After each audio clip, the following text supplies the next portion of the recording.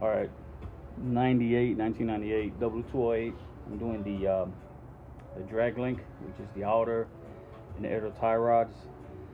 Um, on the left, on the passenger side here, have a lot of play in there. I'll show you now what I'm talking about.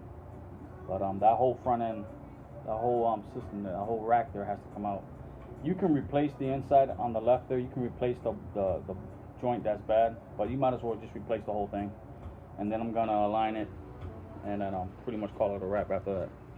Again, this is a 1998 W208. This would be the CLK version. All right, I apologize for the shaky camera. I don't have one of those high quality cameras here. But one thing I want to point out that's really important is put your wheel underneath your car there. That's like your last line of defense there. I see a lot of cars jacked up and no one ever puts the wheel underneath the car. So anyway, get into this part right here. I don't know if the camera's gonna pick up on it. Again, I'm sorry for the shaky camera, but you can see right here. See that? Again, this is the drag link. This is the outer tie rod, which I'm gonna replace. The whole rod over there. All this jazz is gonna replace. I'm not gonna replace that damper shock right there, but all the way to the other side, all that's gonna come off. You might as well just replace it all. It doesn't make any sense to just replace this part right here. Just do the whole rack, the whole link, be all right. All right, so the nuts for the inner and outer tie rod are 18 millimeters. So the bolt that holds the steering damper to the drag link is a 16 millimeter, and there's only one right there, which is this guy right here. Same deal with the driver's side, 18 millimeter underneath the outer tie rod, and 18 millimeter inner tie rod.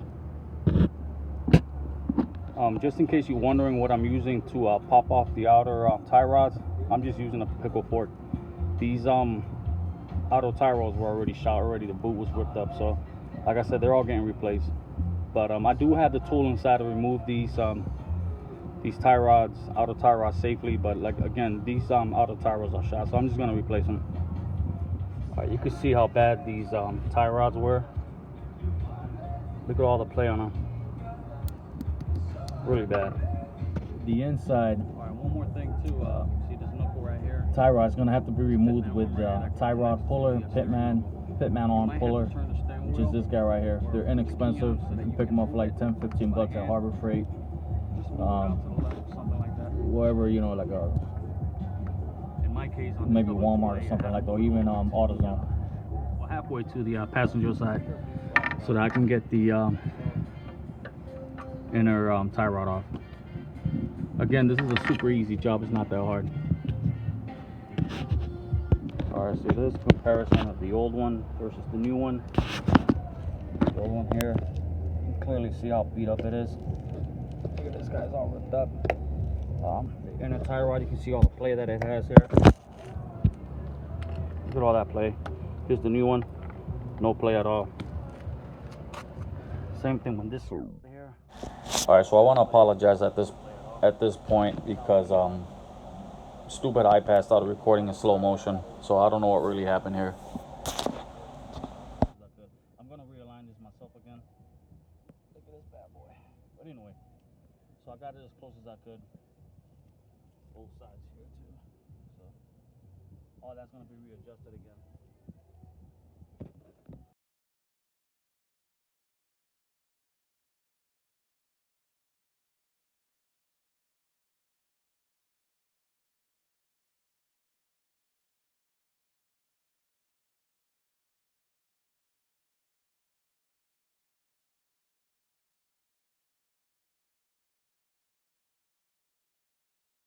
All right, so you can see all the play that these inner and outer tie rods have here. There's a lot of play, and when you're turning the steering wheel, you start hearing a thud and a knock, especially when you take a sharp turn.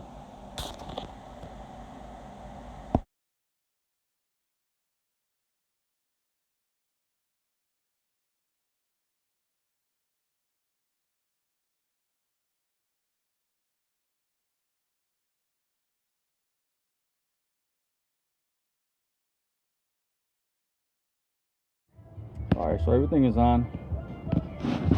Everything went on fine.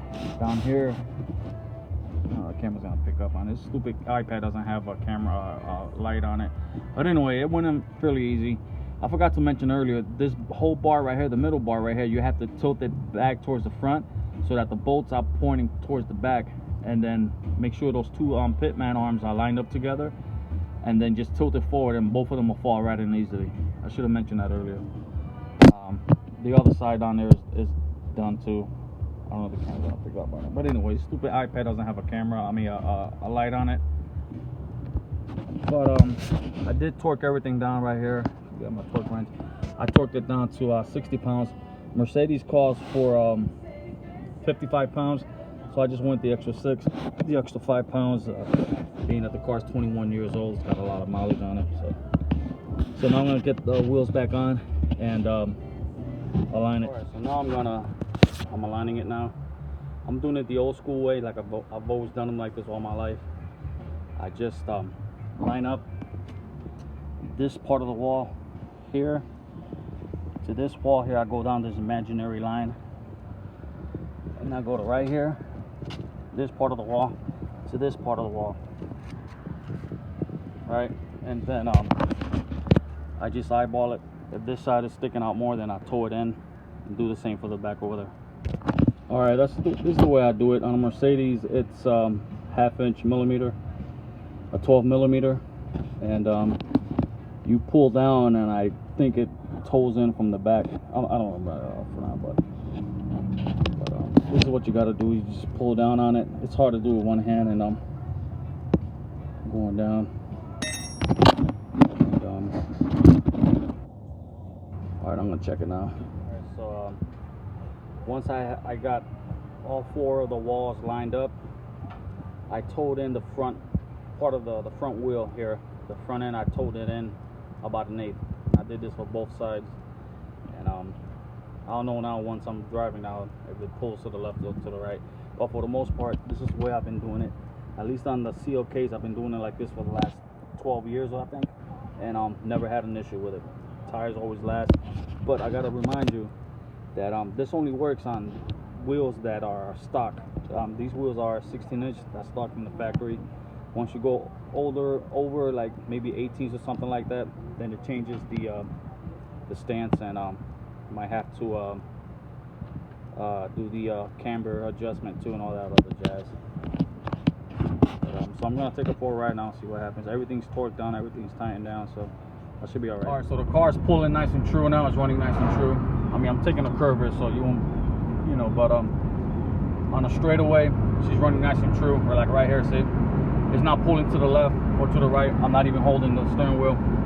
And so this is the way I've been doing it all my life. I eyeball it. It's not gonna be as perfect as the dealer, but this is the way I've been doing it forever and a day. So for all those naysayers who say I don't know what the hell I'm talking about, or I don't know what I'm doing, man, shut the hell up. Shut the hell up. I'm a happy camper today. Yeah.